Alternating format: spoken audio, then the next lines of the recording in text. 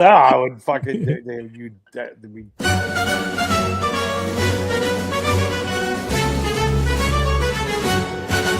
Grab your seat, light it up, let's unwind. Kevin and Kerr bringing topics of all kinds, from cigars to sports, family and more. Everyday stories you'll want to explore. So take a puff or ponder away. Join the talk, it's the highlight of your day. Puff and ponder where the sparks ignite. Conversations blazing day or night. Tune in now, let the stories take flight. It's the Puff and Ponder podcast, where we get it right.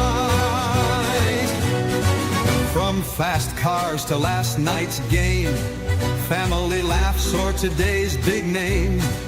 We've got the topics, we've got the vibe. Stay tuned in and enjoy the ride. So lean back, relax, take a break.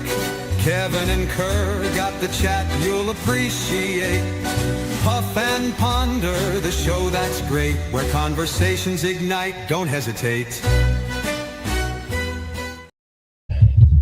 What is going on, everybody? Welcome to the Puff and Ponder podcast, where conversations ignite.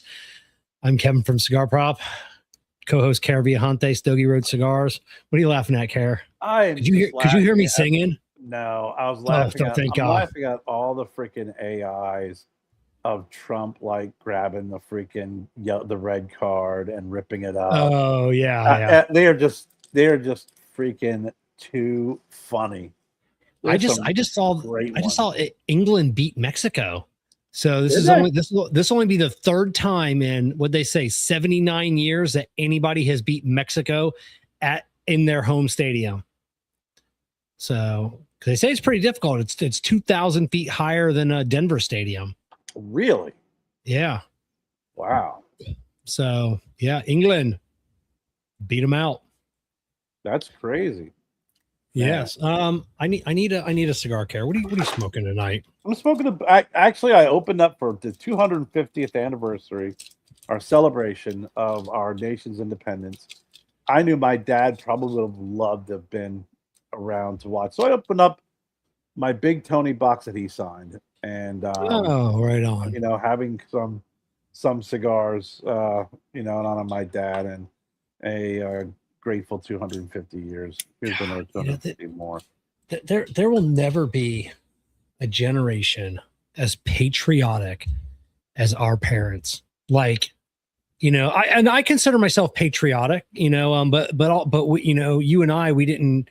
I don't think we grew up in the like the era where we saw communism. We knew it was bad, the Cuban Missile Crisis and everything else, and the wars and everything else. Man, like I said, yeah, Big Tony, my dad, like that was that's a generation prior, man. Just a different, unique. Generation X is a really weird generation because I'd say the majority of us are just as you see with those memes shit. But then there's a certain portion of that Generation X that's trying to be younger than they are. And they try and adopt some of these newer ways. And it's like, you know what, man, just roll with it. No, I'm always trying to be younger than I am, Gen X. So with my hip lingo and everything else. Well, so I'm different. I don't yeah. That's different. I'm saying, it's like I guess it's that generational ideology and kind of swagger that you have, right? There's a generational swagger, right? Yeah, there's almost a generational swagger type of theme or whatever you want to use. I'm a lack of choice of words right now because I'm fried too.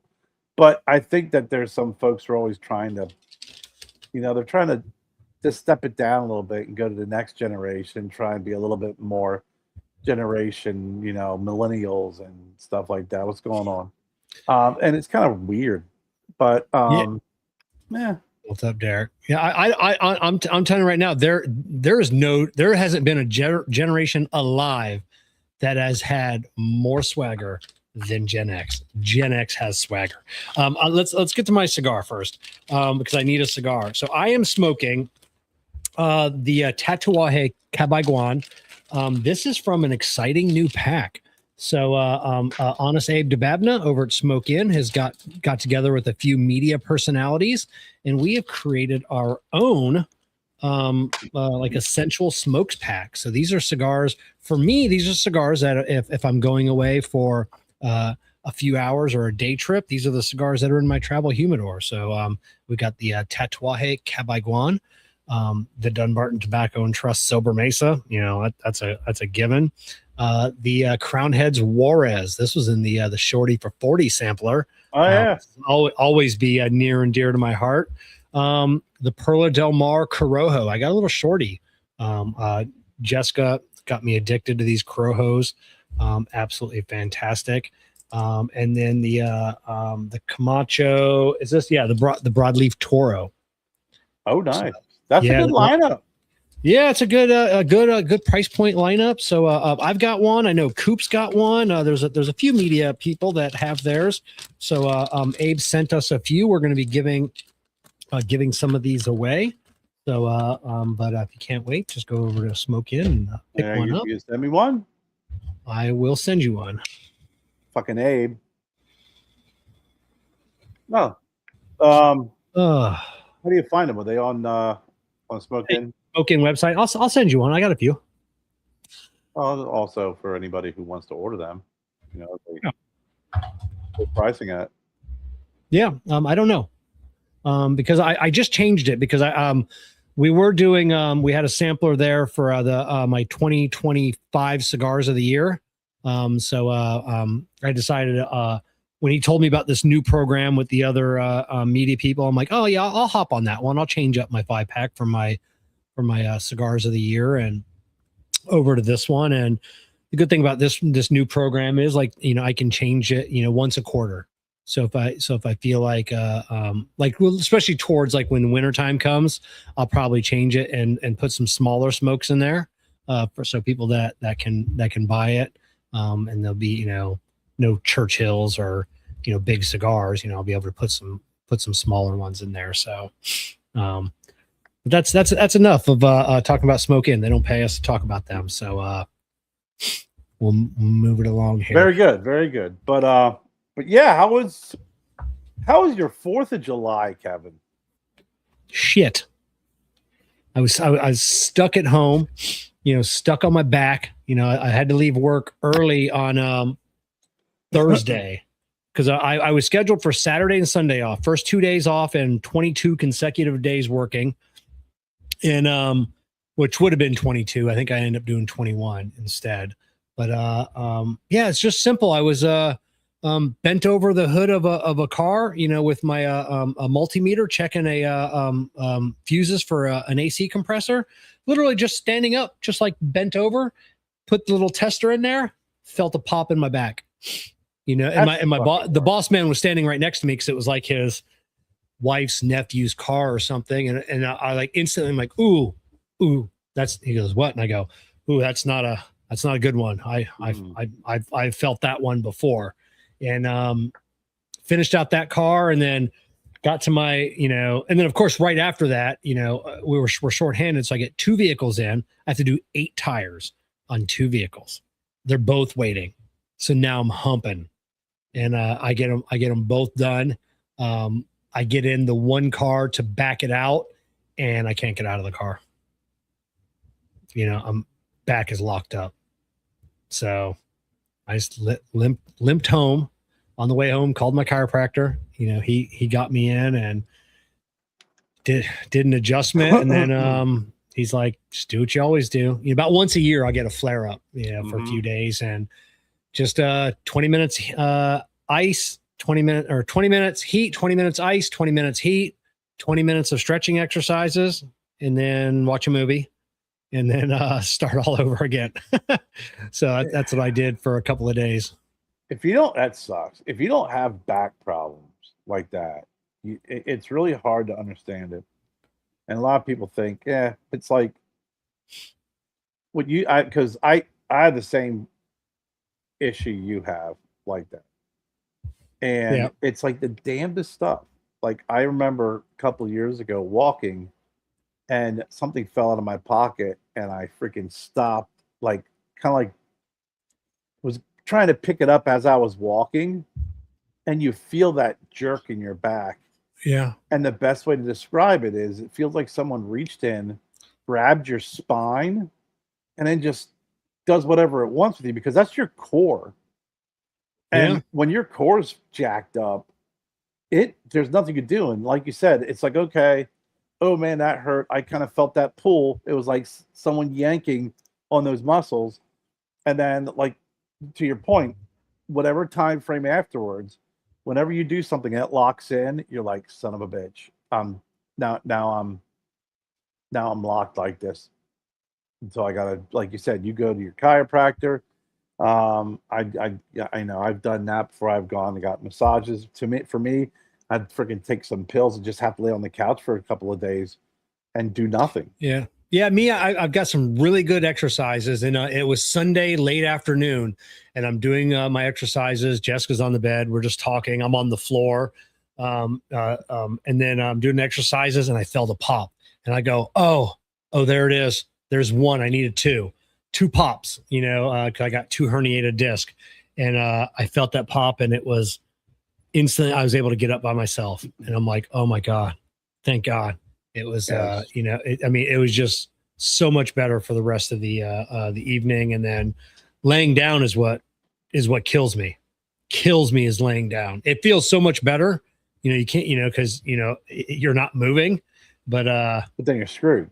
But then you're screwed. Yep. Sitting is the worst for me. Like sitting in a car, like sitting in this chair, it feels good. I got a nice new comfy chair, but I know in about 2 hours, I'll be limping out, out of this lounge. Let me address this yes, you don't have to season it. Don't season any humidor ever, unless you have a Daniel Marshall. Daniel Marshall humidors need seasoning because they're made out of real wood. So any other humidor, just nix that and tell all your friends, stop doing it. I'm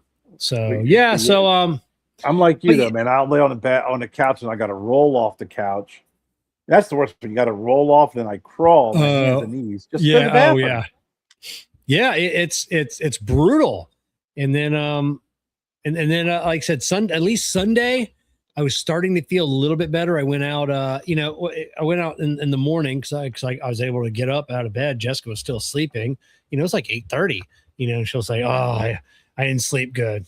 Jessica, you didn't get up till 9 o'clock.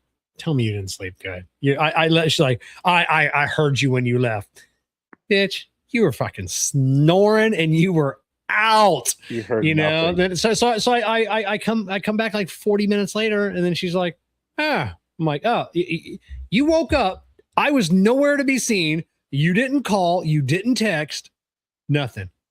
I went out, got us some breakfast, some New York bagels. So she was, but you were gone. Yeah, like she's like, I didn't know if you went to work. Yeah, I went to work. That's so hilarious.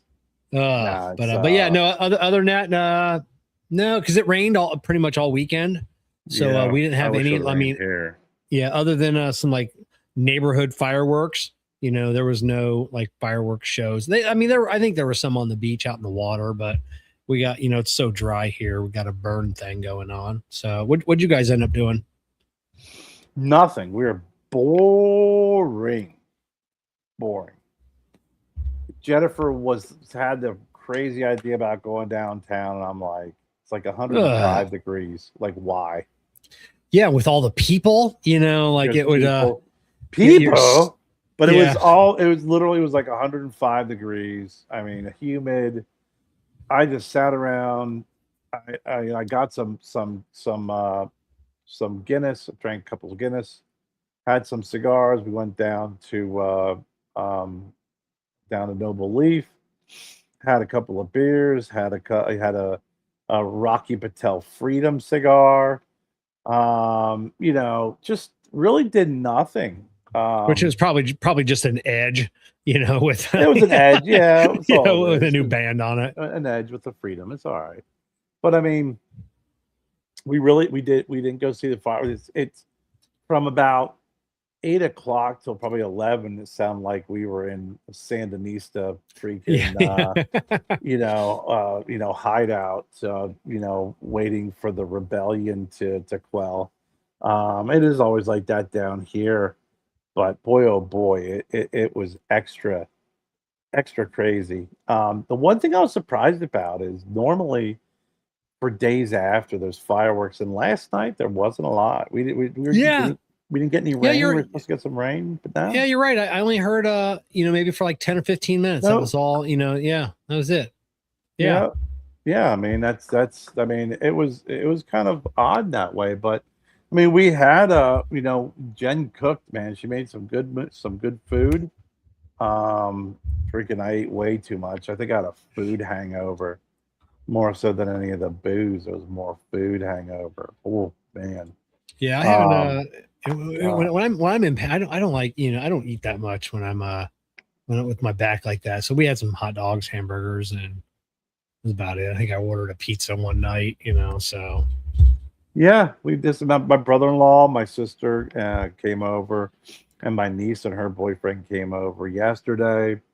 They had some dinner. We hung out, again, had some cigars, a couple of beers. But I mean, a real low-key 4th of July, celebration. Just, happy to that there was no serious issues. I watched all of these. Oh, I got a funny one for you. So I watched all these videos that are like showing all these firework accidents, which makes you say, I really hope my neighbors are smart. That's the moment where you're like, I don't have fireworks here, but I know they're going to be around me, and I hope the people around me are not like the people on this video. Oh yeah. So we FaceTimed Joe yesterday, and I'm talking to him. I go, "How was your?" Because I knew he was going to be partying at his buddy's house all day on the 4th, and I said, "How was it?" He goes, "Oh man, we had a great time. We were doing this, and we had Roman candle battles." Yeah. And I went, your mom's sitting right here.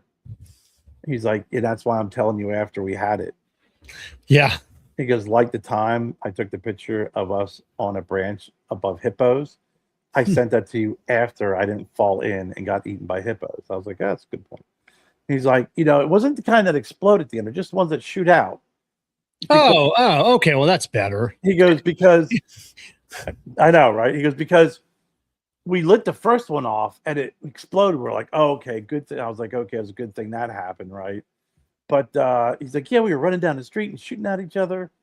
And I just handed the phone over to Jennifer and I said, "Here you go."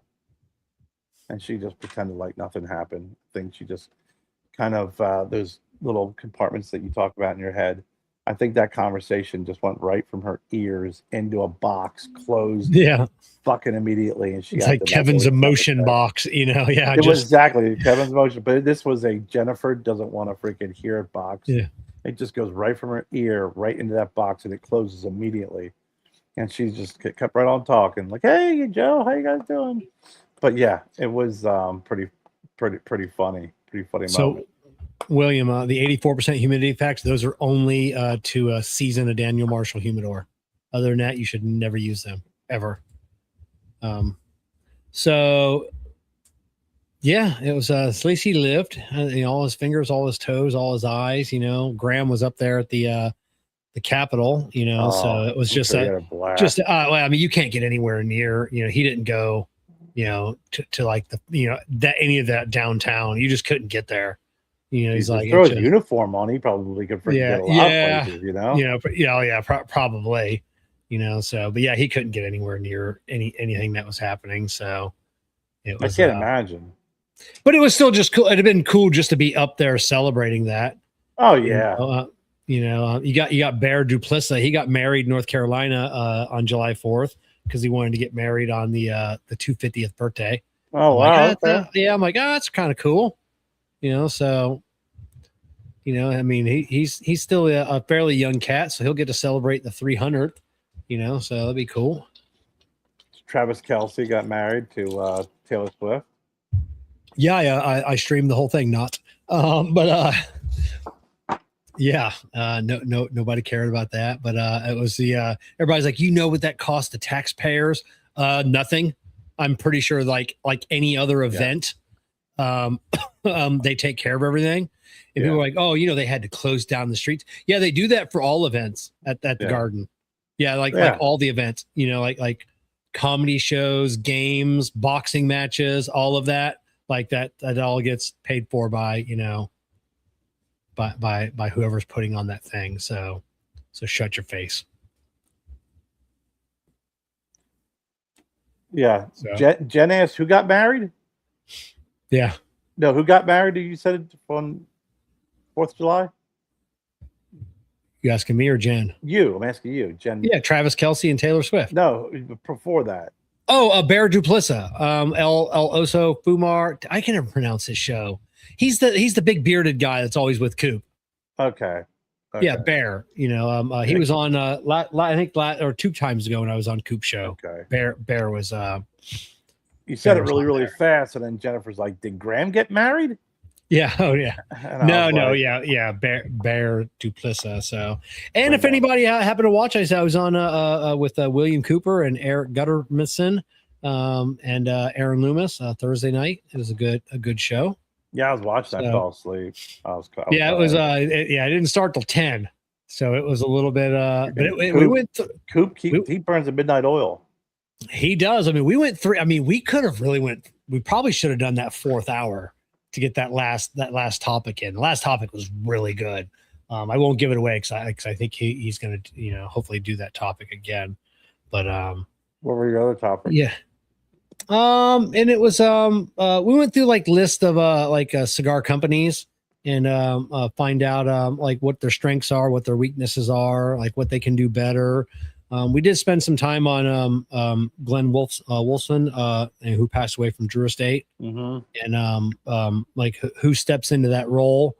And I think Coop agreed with me that the smartest move is for Drew Estate to buy Dunbarton Tobacco and Trust and bring Steve Saka in as CEO of the company. Eric thinks it should be Nick Melillo with a foundation. Oh, interesting. Buyout foundation and bring in Nick. Yeah. So I don't think Nick's a suit though, like a CEO suit. Nick is he likes wearing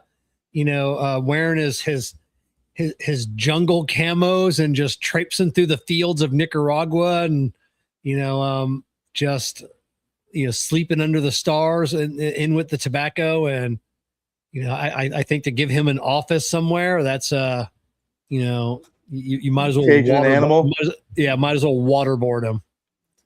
That's funny.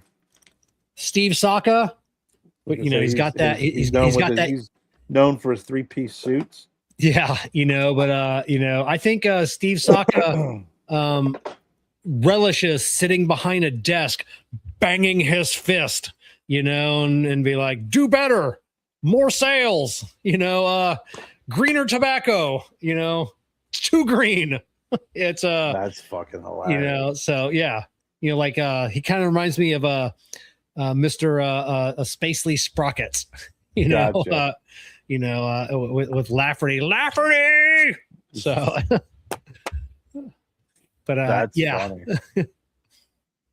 Yeah, that'll be interesting. Interesting takes. Interesting. Any other suggestions or guesses from the crew? No, I think that was the two. I think Coop was with me on that one with the Saka. It's the smartest move. So yeah, but yeah, I don't know. We'll see what they what they do. It just sucks. Glenn was getting ready to retire at the end of the year, and we've heard this story, Kerr. I even said that on the show. I'm like, the takeaway here is don't ever announce your retirement. How many million times have you heard this story? He was just 6 months away from retirement. And usually it's one of my cop friends or firefighter, like the first responder. They're getting ready to retire and then shit goes down. So yeah. I don't know. It's got me thinking. I need to. I've sent an email to a couple of attorneys. I need to start my estate planning. I know I'm young, but got a lot going on. And it's all going to go to shit if I died, with my knee, my back, my shoulder, you gotta leave the 3D printing farm to someone. Yeah, it's Jessica gets everything, and it's her problem after that. There you go. So, problem solved. Problem solved. Problem solved. That's it. If I'm still around, I'll get a phone call going, Kerr. Yeah. Like, oh. Yeah. I know. If have you got everything worked out? Do you have actually? I know you and Jen aren't married. Like, Jessica and I aren't married. I wouldn't. If I as of right now, if I were to pass, I think it would just be everyone would be angry because there's nothing. Yeah. And I'm like, good. You know what? If you thought of, if you didn't like me before, you're not gonna like me. Sup, Bones? Bones. Hola. Yeah, bones. No, I mean, I don't have much of an empire to leave, but I mean, we have talked about it. It's one of those conversations that you have, but you don't want to have, but you got to have. Yeah. Excuse me. Man, Jen made this freaking vegetable puff or something, and it was delicious, but oh, sweet Jesus. Again, she's gonna wish again that she bought the brand name gas. the brand name versus the last night she was not happy at all, and I was like, oh, okay. Common law for South Carolina, I don't. Is anywhere common law anymore? So I know Pennsylvania was. There is some. South Carolina does. They said they don't do common law, but they kind of do. But there's like all these different requirements that you have to like meet in order to be considered common law in South Carolina. And like nobody meets them. Yeah. No, because they're all over the place. It's really weird. Oh God, I was gonna look it up here, but it's just like you have to have like these multiple like. Has to do with when your relationship started, how you guys do bank accounts. It's all these crazy different processes. Like Pennsylvania is like if you live with someone for more than 7 years, you're common law, Yeah. And then I know here, and I think other states, it's like a lot of different types of freaking requirements. It's like, okay, both parties were old enough to marry, so they have to be at least 16. South Carolina. There you go. Yeah. There you go. Both partners agreed to be married. Both partners agreed to be married, not sometime in the future. The partners lived together. The partners acted like spouses, told others they were married. And I also read somewhere else where you're disqualified if you got engaged.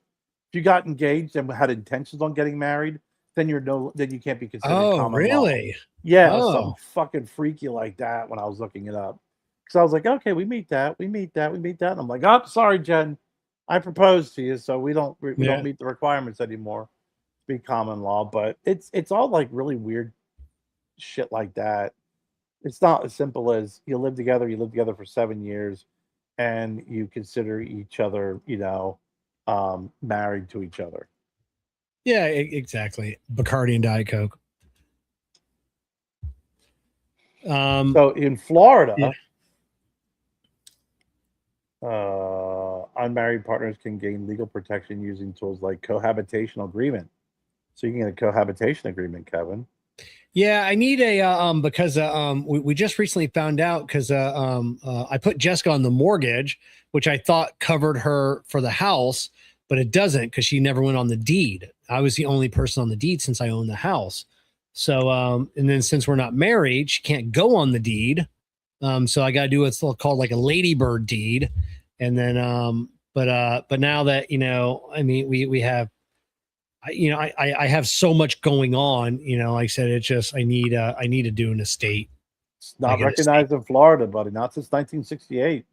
Yeah. So I need to do like an estate planning thing. Cause like I said, I've got my, she's on like one life insurance policy or two. And then Amber's my sole beneficiary on another one, and then it's just a bunch of, a bunch of stuff, and I don't even know where all my policies are. Like if I died today, like everybody's getting screwed. I don't know where my policies are at.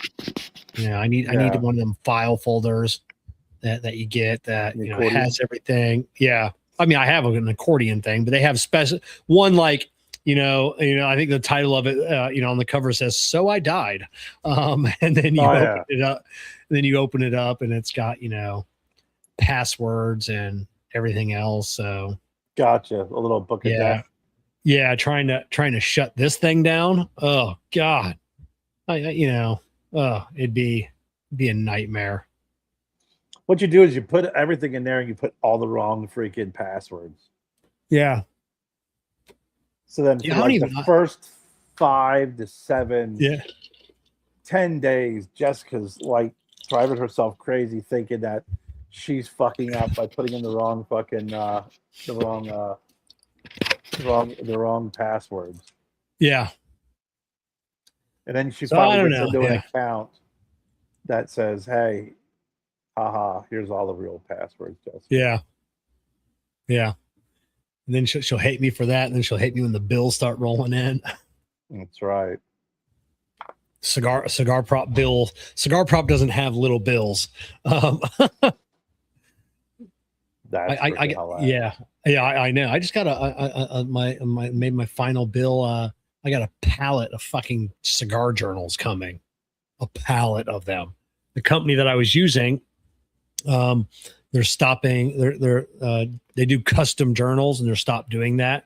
They're only doing pre-printed journals now. So now I got 2,000. They just hit me with that bill today, for the second half of the deposit. So I got a pallet. I don't even know where I'm going to stick a pallet of fucking, like right in the middle of the lounge. Pallet of journals. A pallet of these journals. So that's hilarious. Get to selling, Kev. I know. What screwed me was COVID when they had, because they're in Michigan, a fucking blue state, and they had to shut down. And at that time, I was the number 1 selling cigar journal on Amazon, and I was selling like 100 a month. I mean, it was crazy. It was crazy the number of journals I was selling, but I ran out, and they couldn't reprint them because they weren't an essential service in Michigan. So it was like 9 months before I got another order in. And I would place like 1 or 2 orders a year. And so since COVID, I finally went through that the last of a couple thousand, so go from selling, all of those to selling a couple a month. So fuck it. I mean, whatever. It is what it is. So I got to ask you something, Kev, because I saw a post that you commented on and reposted, which I think was great. Was the Fox and Friends in the morning? They visited the J.C. Newman factory, and one of the co-hosts made cigars for everybody. Yeah, did you like how I did that video? I had to splice all that together for vertical. Actually, you may have seen you saw the horizontal video. I did a really good one for YouTube. It had to be vertical. Oh, okay. So some my mad editing skills on that one. So yeah, you saw the regular one. Yeah, that was a great part of the Great American Fair. How cool was that? J.C. Newman, and then the post got ruined. Yeah, I saw the obviously I commented, but I think and not only that Jessica's post is still there, but I think if you removed his post, it's not, because her post I think went away. Yeah. I deleted his comment, so hers that was under it. So I'm the only one that looks like a mental patient. Yeah, I made a comment though, just say just so people know, hey, someone commented, and now it's why Kerr's post looks weird. I said 75% of my posts don't make sense anyways, but in 2 or 3 years it'll be gold, Jerry. It'll be gold. It's gold. Yeah, the mental patient is, in my honest opinion, is the person that made that ridiculous comment on that post, which I deleted it so fast I honestly don't know exactly everything it said, and I don't know that, and I didn't read what Jessica's response was. Oh, she ripped him pretty good. She was talking about how he has an art his business relies on artificial PR stunts like 500-day passes, because he can't serve they don't have licenses for alcohol or food. Give he's backlash from the public because of having bad reviews. And I know what she wrote because she commented during in our chat, and I was like, "Are you asking me to write that, Jessica? Like, are you telling me my talking points?" You know, or and she's like, "No, no." I was like, "Okay." It seemed like you were being very directive at that point.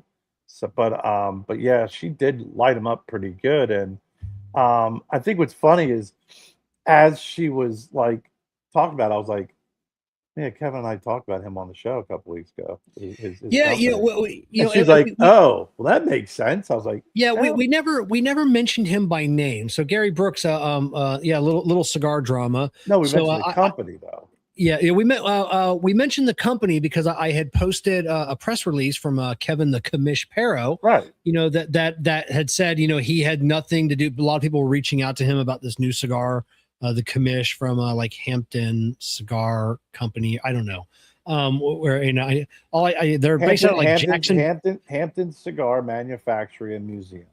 Yeah, you know, which the name Hampton kind of confused me, but because it's based out of Jacksonville. But from what someone told me online, it may be hearsay, because there was an article about that guy in like the New York Post. I'm not going to go into that because that's a weird article. And then he got kicked out of New York, and you know he's not invited back. That's what I'm hearing. Could be hearsay. I don't know. I'm hearing it from a third party. You know, but that's why it's now in Jacksonville, still called Hampton. You probably look up that guy's name, maybe New York Post article might freak you out a little bit. So I don't know, you know, maybe not, maybe there is no such thing. I don't know. Could be making all that up. So I have no idea. I mean, I've never even heard of the guy. I never heard of the company until you mentioned it. When I looked it up, and I looked at the cigars that they sell, never heard of the cigars. Not familiar at all. I mean, not that freaking, you know. Yeah, you know, I mean, if it's a smaller, I mean, not that they would be, you know, recognizable, but yeah, you know, yeah, and it's and I got caught up into, you know, because this guy was emailing me, and then someone else was emailing me, and then, you know, supposedly his team, but the team sounded like him. I don't know if he's emailing me claiming, oh, it's my team. So I don't know, you know, so, you know, and then there's another company that got involved, and they're emailing me as well. And I'm, you know, like, okay, what's your phone number? You know, we need to discuss this over the phone. And I'm like, hey, there's nothing to discuss here. You guys go about your business. I'll go about my business. We're all happy go lucky, you know, no big deal at all. And then apparently these guys must not know what CC or BCC is, because I got caught up in an email that I probably shouldn't have got, you know, and it pissed me off. Like they're talking about me, you know, like being I don't know, this guy that owns this company and this guy that owns this company, and I don't know what they're plotting on me, what their thoughts are, you know, but you know, and then the guy's like, oh, you know, like you know, basically when I said there's nothing to discuss here, it's like, oh, you're not getting off that easy or something like that. And I'm like, well, first of all, I don't know who the fuck you are. Like, who are you? Never even introduced. You just chimed into this fucking email thread. Like, I don't even know who you are now. Who is it? And, you know, I don't know. I you know, it's like, I think the email just comes through as like Sarasota Cigars. Like Sarasota's like right up the road from me. Right. So he never introduced himself. So I don't know who he is. You know, so and then like now, like they're talking shit about me, and then I see this, the comment on this post, so I instantly go back in this thread, and I'm like, you motherfuckers need to keep my fucking name out of your mouth. You know, like I haven't blasted you. I haven't talked about you like personally, like your names, anything like that. And I'm like, this can get ugly really quickly. I think the worst thing that was said during that conversation was that when you release a cigar like that, you have to know what you're doing or do some research when you're releasing a cigar, because you would be able to see very, very quickly that there's a guy in the cigar community who's established as the commish. And if you are going to do something like that, at least have the common courtesy and respect of reaching out to that individual. Yeah. I think that's the worst thing that we said during that show. Because I didn't even know the guy's name until now. Yeah. Now I fucking know his name. Yeah, exactly. So I don't know, and this all started off like friendly because he reached out to me one day. I don't know on what platform that he reached out to me about, and he wanted to know how a cigar company got like how I picked the cigar companies, and if to do like a funny video or a posting, right. Like how that would go about, and I'm like, well, I mean, they're if it's a company that like a new company, I'm like, I'm always willing to give someone a shot if they have a good cigar. Yeah. I'll smoke it, throw it up on the gram, and that's it. If you want something after that, and after we've developed a rapport, there's a fee on that. I don't do this for free.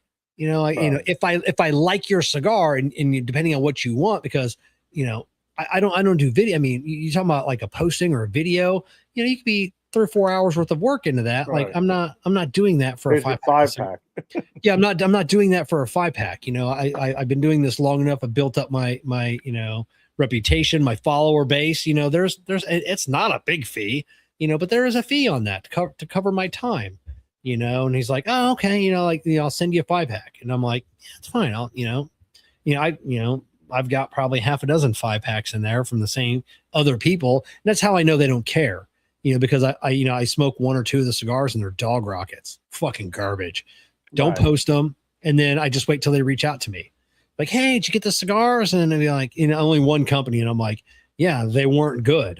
I'm not going to post them, but these other companies, they never reach back out. I'm like, you're not a real company anyways. Then, if you're not following up with, with feedback from, someone you sent a 5-pack to. So whatever. So, but yeah. So essentially this guy reached out, guys kind of had a little bit of back and forth, nothing too major or serious. And then obviously you posted, the article about the thing about Kevin. We mentioned him on the show, or the company on the show. And then he freaking blasts you again, as I posted. It's JC Newman's moment, and you take it. It's your opportunity to make a comment, and he completely went after you because you're mechanic and tattooed and all the other shit. So I don't know. I mean. Yeah, I yeah, they mentioned the mechanic thing in like their email thread. Yeah, and it's just like I don't know, like a derogatory term, and I'm like who are you? I mean, it's just I'm a blue collar guy. Fuck it, I own that. I own it. I kind of laugh because of his different cigar. He claims to have 22 cigar brands. And he has 22 cigar brands that he says he owns. Yes. Get the fuck out of here. I'm just listen. Don't kill the messenger, right? Yeah. Where'd you find that out? Was that on his post or was that like on his website? Yeah. Oh, okay. On his website. They can make custom brands. Your brands. They can make your own custom shit in 3 weeks. But he's got like he's got he's got the New Orleans collection. He's got Hood is Good collection for gas station owners. Oh. Minimum order is 10,000 cigars. You buy them for $32. So Hood is Good cigars. It's the brainchild of his. And and he's got some LGBTQ community cigars. So apparently, maybe he should come out with a tattooed mechanic cigar. Yeah, it just sounds like you just if you throw enough cigars at the wall, one of them might stick. It might. I mean, it's it's like Michael Scott Paper Company. Yeah. I got a bunch of names. I got a bunch of names out there. Yeah. Got a bunch of names out there. It's just paper. That's one of them. Just paper. Yeah. Yeah, just paper. Hey Gary, did you see I got the Cigar Prop Essential Smoke Sampler from Smoke Inn. So we all I saw Coop I don't know what Coop's is on his, so I gotta go look at everybody else's sampler. Is everybody different? But yeah, everybody I don't know what Coop's gonna have something weird. Like his he's oddly specific, like the cigars he smokes. It's just they're always great cigars, but I always have to look them up. I'm like, what is that? You know, and then you look like, oh, they've been in business for like 40 years. And I'm like, I've never heard of that, you know. And it's like now I have to try it, you know. So that's hilarious. So Kevin didn't pay me to say that. You did not. Yeah. So, but yeah, it's I don't know why people, you know, I don't know why first of all people would try and pick a fight with me. You know, like I'm really not the guy, you know. Like, you know, it's just if you know, like I'll just blast you and I'll deal with consequences and repercussions later on, you know, but I'll take you to fucking town, you know, and especially if you're that close to me, like we'll you know, I mean, if you want to talk, yeah, I mean we'll meet halfway somewhere. You know, it's just they don't know, they're not familiar. Yeah, like a nice neutral location, you know, like a real cigar lounge, and we'll meet up, have a cigar and a drink, and we'll see where things take or go. Yeah, so, yeah, it's I mean, it usually people like that don't know or they don't care. I mean, and it just seemed out of the order. It just seemed out of. I mean, I guess now that you've described and explained this whole email back and forth, there's more when you peel back the onion. But it just seems like it came out of left field. Like there was a really nice article about J.C. Newman. They were featured on Fox and Friends. They were talking about how they made cigars for, you know, the people there. They're going to go out there, the outside, they're going to smoke. It was all great. And then this comment came up and I'm like, fucking seriously? Yeah, you know, read the room, buddy. Read the room. Maybe pick one of my other posts, you know, right, to blast me on, or post on your own personal page, tagging me in it. You know, how about that versus going and finding one of my posts and then making a comment that makes you look horrible. So, but yeah, because on a post like that, like, because it's not the first time it's ever been done. You know, you've seen it before and you're like, oh, that guy's got a fucking grudge. You know, it's well, like you said, room, man. I mean, you know, there was a great moment there. It was a great art. I mean, it was a great, you know, clip, you know, and it was really great that it was nice to see getting that type of national attention, especially this time of year. Nice little shot in the arm for the cigar community. Yeah, you know, it was, and I loved what they said. You know, if you love America, you should love tobacco. You know, and it was just like, I'm like, wow, like they said that on TV. Like, you know, that was, I mean, that was so cool, you know, to hear that, you know, to hear that on TV. If you love America, you should love tobacco. I'm like, fuck yeah. Yeah. So it's it was the cornerstone of America. Yeah. I you know, how many, I mean, thousands of tons. I mean, how much tobacco did we send back, you know, over to England? And, you know, that was our big FU to them. You know, try to bully us. We're going to give you cancer, you know? So, but, yeah, it was, super cool to hear that, you know? And it was super cool to see, you know, the Newmans, you know, on the factory, El Reloj, you know, which is like, for Jessica and I, it's like our home away from home. You know, it's just I mean, whenever we're up there, and other people say the same thing. You know, like they go out of your way, you know, their way to make you feel like this is your, you know, like this is your place to be. You know, and I know we've explored every square inch of that factory from before and after, and from the rooftop and everything else. So it is kind of like our clubhouse, a cool place to go. So just to see that get some, like I said, national recognition was so awesome. No, it was very nice to see that. And it was a good promotion for them, especially when you talk about, rolling their own cigars and making their own cigars. I know that they've, have been, the second oldest, cigar company in America by a year. By 1 year. Chris Topper, Topper cigar, Topper cigar tops them all. So 1 year, you got that 1 year. Yeah. I got that one letter from Grandpa, great grandpa says, "Oh shit, we're the oldest." But still, they've done a lot. Obviously, being in business that long, and have been a huge impact on the community, especially the economic importance of it. It was really great to see. Yeah.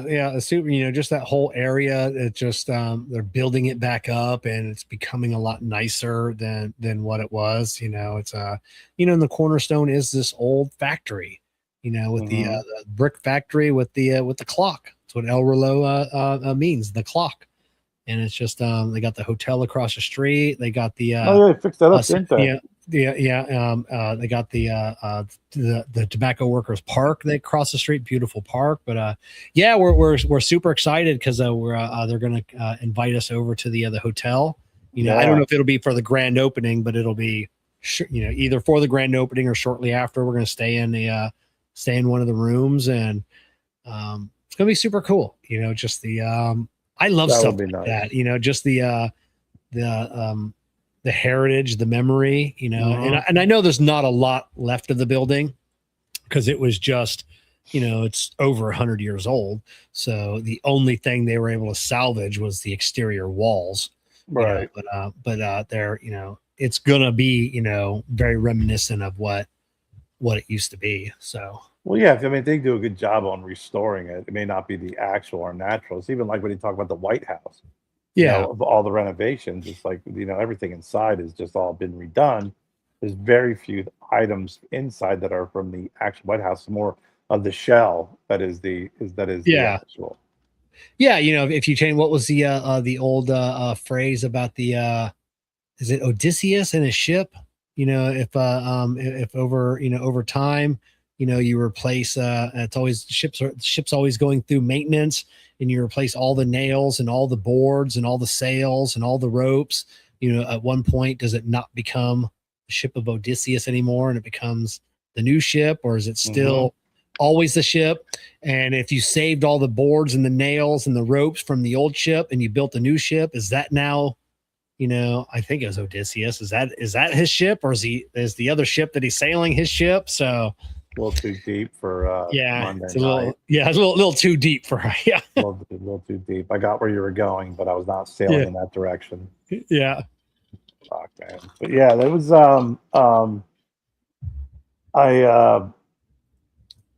was it's been so hot here lately.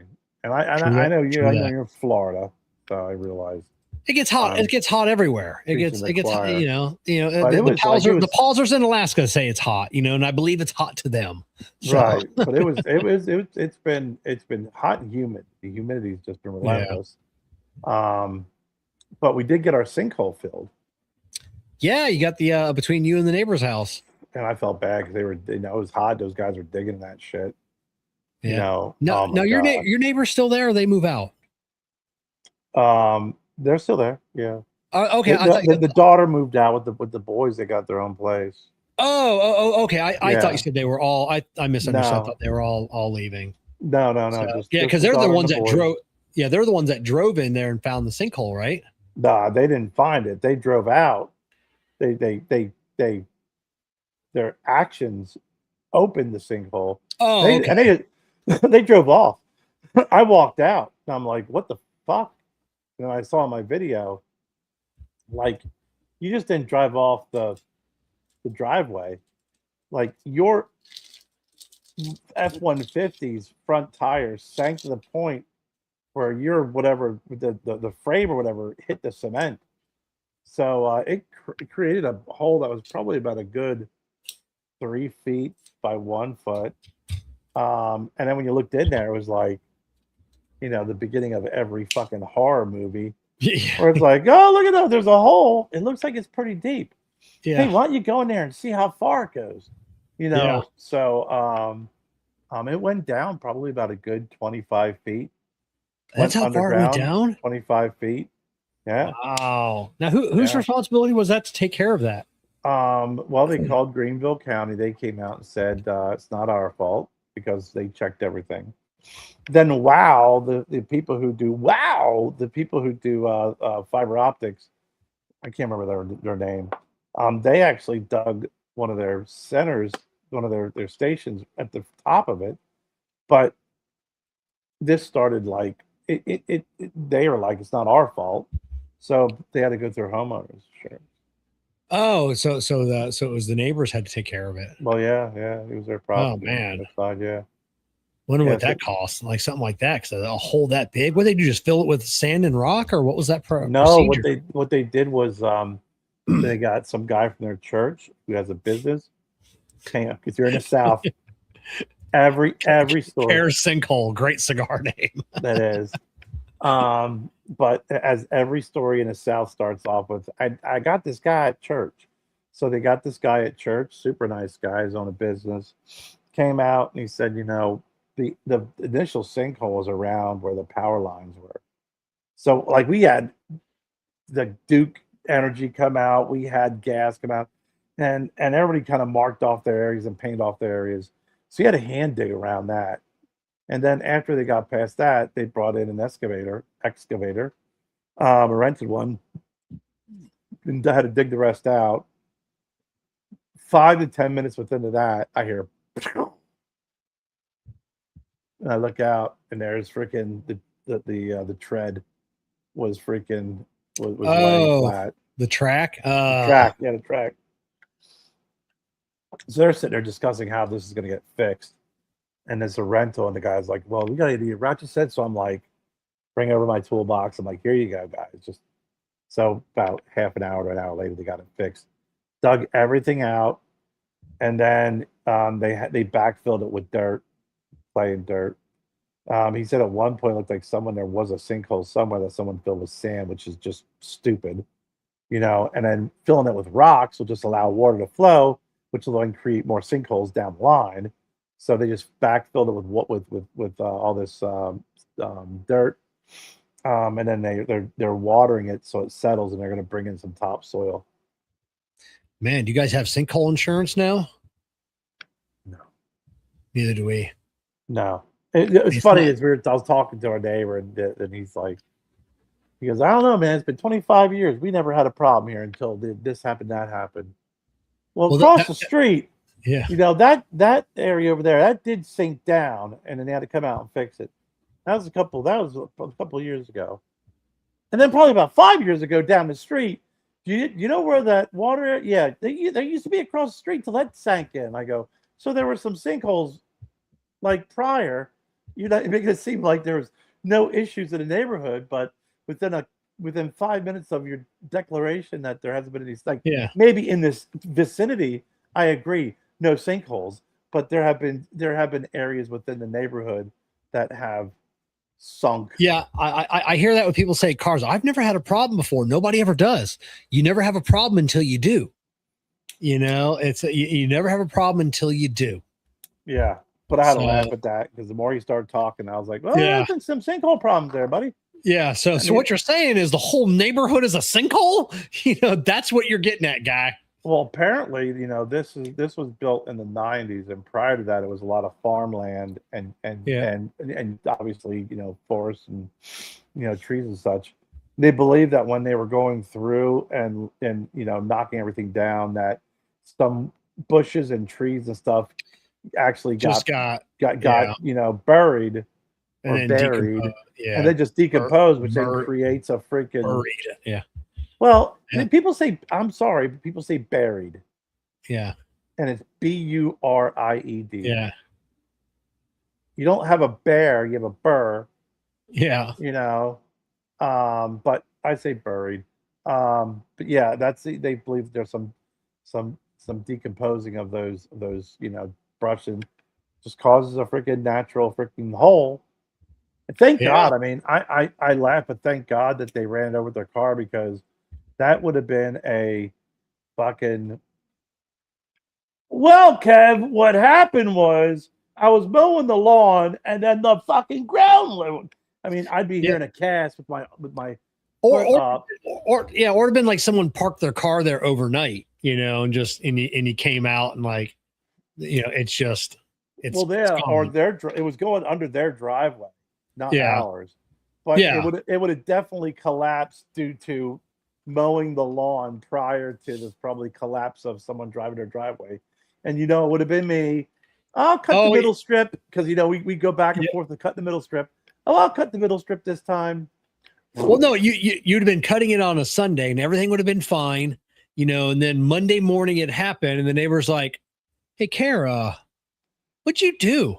We saw you out there mowing yesterday. Did you do something?" Yes. While I was mowing, I decided to freaking go and dig a 20-foot trench, 4 foot deep underneath you, so I could set a trap like they do in freaking Game of Thrones.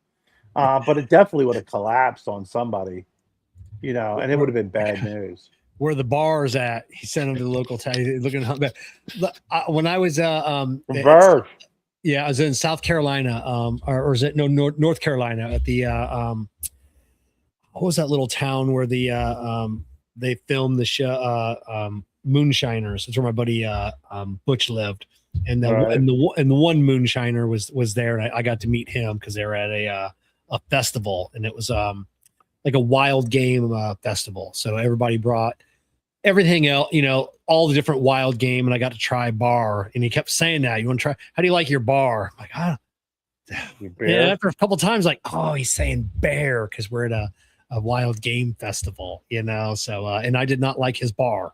It was nasty. I don't like bear. So, but yeah, that's the last time I heard bar. It was that guy. So that's hilarious. Yeah, I mean, there's some areas, man, especially like down here. Was that Maggie Valley? So I know Jessica always talks about Maggie Valley. Outside Maggie Valley, it's where the tail of the dragon is. Whatever town that is in, the tail of the dragon in North Carolina. If you just type in tail of the dragon, you'll find it. Yeah. That's oh man. Yeah, that's quite a road. That's quite a road. Robbinsville. Yeah. Robbinsville, yep.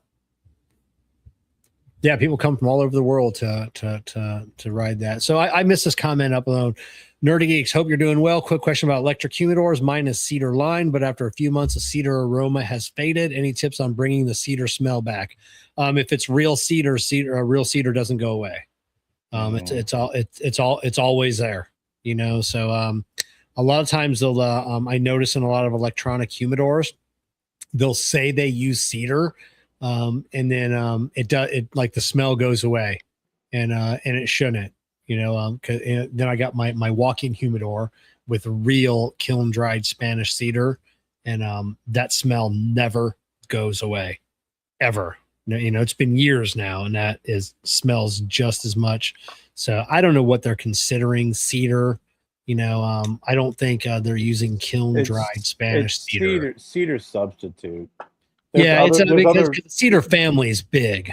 Yeah, plus there are other woods that are cheaper than cedar, but they actually do the same, not necessarily the smell of cedar, but it does have the same, components of absorbing and giving. Yeah, I believe Brazilian cherry, if I'm not mistaken, is the same, and then there's a Brazilian walnut, I believe.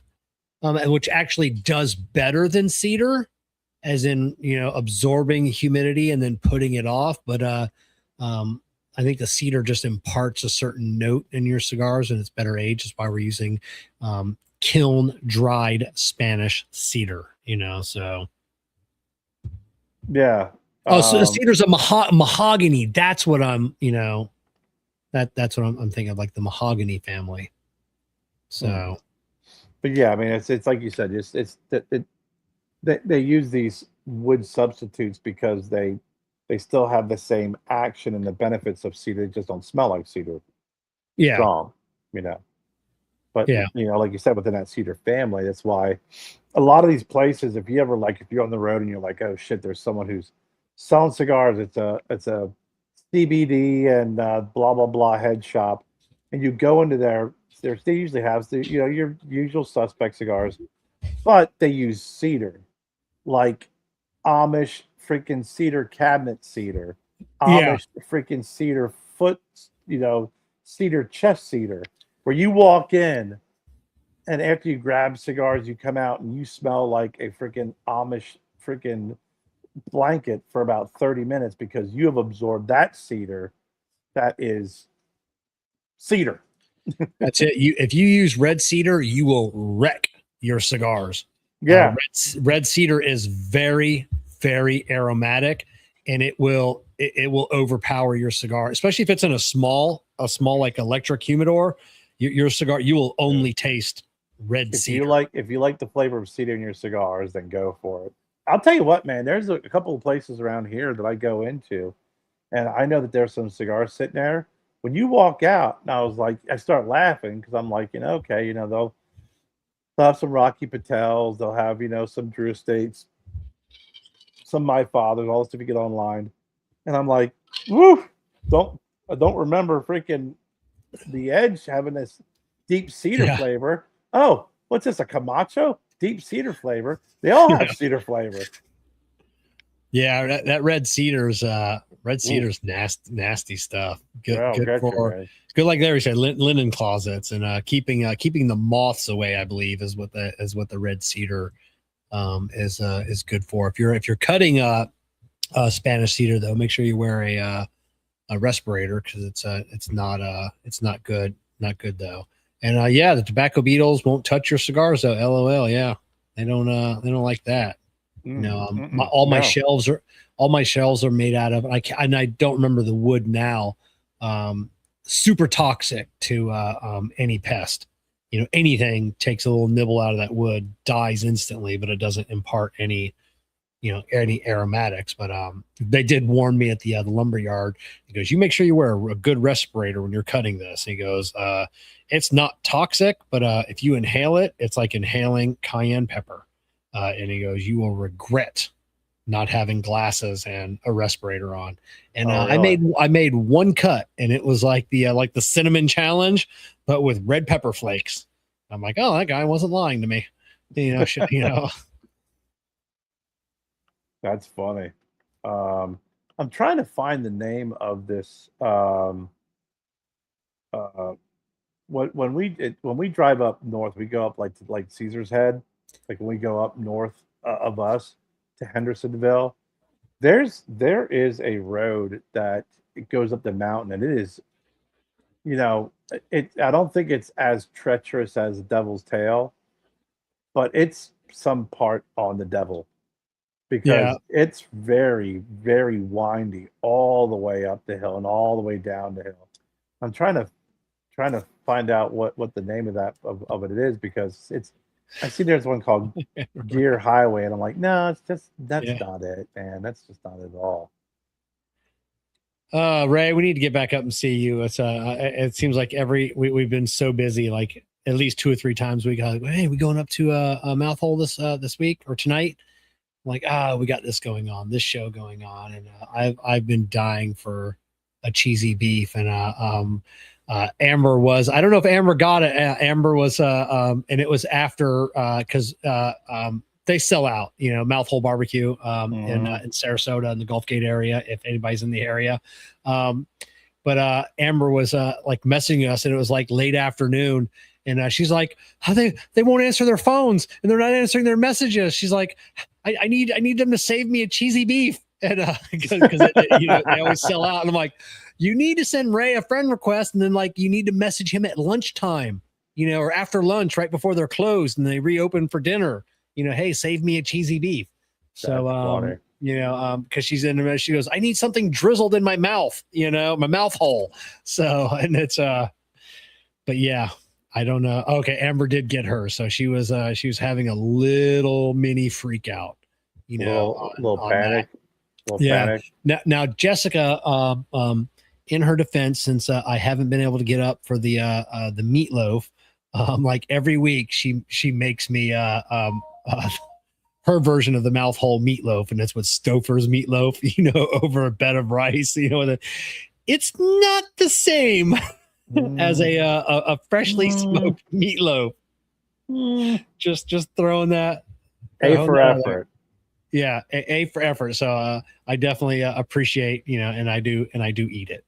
So but yeah, it's the food is just I tell you, it's one of those destination places, you see it on, like one of those places that's you see on the Travel Channel or whatnot, and it's just like, hey, we're only 2 hours away from Mouth Hole. Should we stop by? And then and it's the wife like, what now? I'm like, yeah, it's only 2 hours out of our way. We should go. So that's where you got to get if Guy ever does a cigar event down in that area. That's it. That's what needs to be done, because it's it's the food, it's the cigars. Yeah. But Ray is all on Steve Saka's tip and not on Eric Espinosa's tip, or Guy Fieri would probably have been there already. So yeah, last time I checked, Steve doesn't have a show. Yeah. That's it. But like, it's one of those places, you see Dave Portnoy, talk about, he'll be doing his pizza reviews, and he'll come out and he goes, they begged me not to do a pizza review, like they can't handle the business that they have, because they're already making as much, and their pizzas sell out every day. It'd be the same at Ray. Like they're making the maximum amount of food that they can make and serve in a day, and they're selling out before closing time, so yeah, it's it's you just, if Guy showed up there and like did anything, it would irritate us, like the regulars. It's like, come on, I've already got to call, hours ahead of time to get my cheesy beef. I don't want to have to call 2 days ahead of time now to get my cheesy beef. So I want to come down and visit and try it out, man. You're always talking about it, and every food item that you mention is right in my fat man wheelhouse. Oh yeah, it's the meatloaf, like so the cheesy beef. Whenever they have the brisket chili, brisket chili with like the little pickled jalapenos, or just oh my god, stop! It's just the skull cornbread, the banana pudding when it's available. It's and I know she can make the banana pudding more often, but then we would just all be accustomed to it, and then we'd stop buying it. But now it's like, hey, there's like banana pudding, and I'm like, fuck, now I have to go up because to get the banana pudding. Yeah, we just watched America's Top Chef or something like that. Jennifer, she's listening, she can give the show, but they were just in North Carolina, I think the last season, and then they came down here to Greenville. And they're talking about the different restaurants, and it's like, you know what, man, I like the Guy's show, where he goes to these different dives and diners. Andrew Zimmer, same way, he used to do that show. We actually found a place that is no longer around. He was down in Charleston. They said, if you want the best fried chicken you've ever had, we have to go to Martha Lou's. And it wasn't even part of the show. And they're like, all right. So like sometimes he'll stop off at places, and he was like, this is hands down the best fried chicken I ever had. So we went to Martha Lou's, and it was this cinder block building. And when we first went there, I think it was the first time, second time we went there.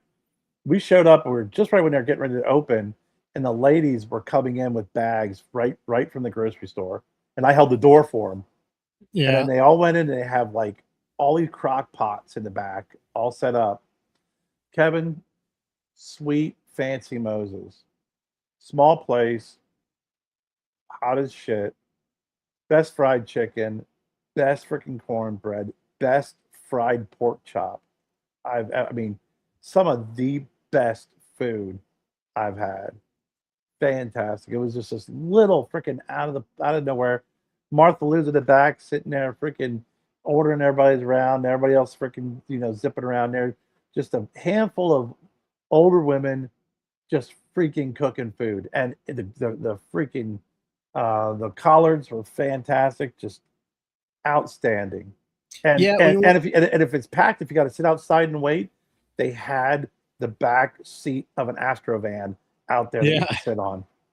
Oh, sweet. I remember the first time when we went up to North Carolina, Maggie Valley, and we were going to go visit Jessica's friends that she hadn't seen in a few years, and they're going to cook us dinner. And Jessica, hey, she's like, what do you want, like for dinner? I'm like, I've never had like an authentic Southern dinner, fried chicken, like the whole works.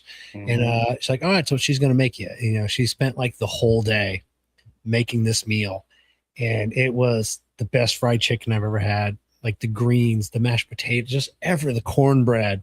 And everything was from scratch. Everything was my great grandmother's recipe, handed down. And it was one of the best meals, because it was a Southern meal, because it was around the table, the whole family, like the kids, like there's just like good conversation. And it was just a good meal. One of the best meals of my life. I'll tell you what, man, I've been, previously married to a Southerner, being to all the different, houses. Everyone's got a casserole. Being to all the different restaurants down here. I got to tell you,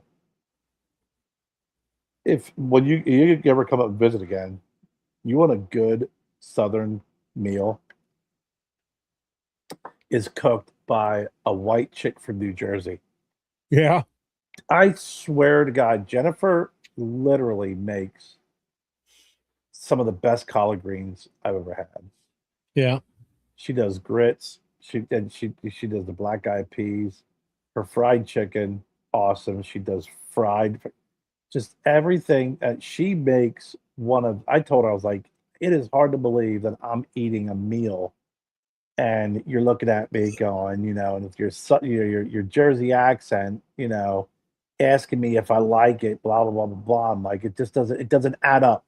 This is not adding up for me with what I'm eating and the person. But Jennifer's a fantastic cook. It's amazing that freaking I was able to lose weight. I know where I picked it up from over the years, but just some of the best collards I've ever had. She makes them, and she's like, well, I looked at this recipe, I tried mixing this up, I tried doing this, and then she'll try something, I'll be like, don't. She's like her dad. It's like, don't fuck up your recipe, man. When that's your recipe, that's your fucking recipe. Don't go, well, I'm gonna try. No, don't. I'm gonna try. You do this. It's the reason why these freaking folks have family members with recipes that are passed generation, because they don't change it. They don't say, hey, you know what, I'm going to try a smoked freaking turkey leg instead this time. No. Yeah, it's my grandmother, my dad's mom, was that she had like the little tray of cards, and like it was like that was the most valuable thing in the house, Yeah. And nobody was taught, nobody got that card. You were just, you were shot. Oh yeah, you want to make my famous cobbler? All right, come on, we'll make it. And it's just like, and then they're like, but grandma's made it 800 times, so she's just throwing ingredients in, and you're like, well, how much flour was that? She's like, I don't know, like like a cup or so, Something you know, like or how much is that? You know, yeah, handful, just a pinch of this. And it's, you know, and then you try making it and it's just like, you can't replicate it because grandma knew what she was doing, you know, because God forbid anybody, you know, make that cobbler, you know, in my grandmother's case, it was the rhubarb pie, you know, that my dad and everyone loved, you know, pie country. It's pie country, yeah, Kramer. pie country. Well, that's why it's called. That's why it's world famous. It's the reason why these foods are so good is the consistency. You know, look at Gary. My ex used to piss me off. I sent him to the store for ingredients. No, you can't substitute. You can't. No. Like there's a reason why a small bottle of vanilla is like $15 for like an ounce because it's real. No, you can't buy the McCormick's, you know, 18 ounces for a nickel, you know, and expect anything to taste the fucking same. You know, so yeah, it's the only thing I wish I'd had. Like my grandmother on my mom's side, my mom's mom, her family used to do their own vanilla in Ohio, like the brown bottles, make the vanilla, and they would sell it in like like their version of the convenient, like the drug, you know, drugstore, the you know, the hitching post, you know, so and they did that. Or the like for like 100 years it was Daubenmayer's, you know, vanilla extract, real vanilla extract, you know, and it's just, but you know, it's expensive, but it just makes it better. It's good. I got a gift last birthday. My friend out I used to work with out in Vegas. You know, we always exchange, you know, birthdays and, you know, whatever. We exchange gifts back and forth. She sent me this packet from Box Hill. And it was this blueberry. And I'm like, okay, it's a little bit different. It's two bottles of blueberry juice, some blueberry powder and all this stuff, and read through the ingredients of different the ingredients, but then also they had some you know, different cocktails and foods and stuff like that. And I was like, oh, this is pretty interesting. So kind of sat there, and then one day I was like, you know what, man, I got to do something. So I pulled it out and I did a shot of it, and I'm like, this is the reason why it's fucking good and expensive. It's like, you know how we say that, I don't know what grape is, but grape's got a flavor. You know, purple's got a flavor. This was blueberry. Like, no, it was not sweet, not sugary. It was so flipping good. It had maybe, I don't know, very little calories per shot.